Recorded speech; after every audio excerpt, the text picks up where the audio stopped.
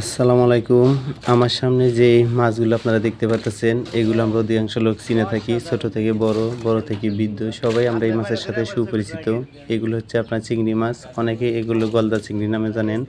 এই মাছগুলো আকার এবং আকৃতিতে বেশি বড় হয়। এগুলো আমরা গলদা চিংড়ি নামেই চিনে জেনে থাকি। এই মাছগুলো শুধু আমাদের বাংলাদেশে নয়, দেশের বাইরেও কিন্তু অধিকাংশ লোক এই মাছগুলো খেতে পছন্দ করেন।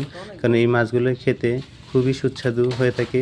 আর এই মাছগুলো সামুদ্রিক মাছ। এই মাছগুলো একমাত্র সমুদ্রে পাওয়া যায়। এই মাছগুলো আকার এবং আকৃতিতে অনেক বড় হয়ে থাকে। আমার সামনে দেখেন এই মাছগুলো কত বড় বড়।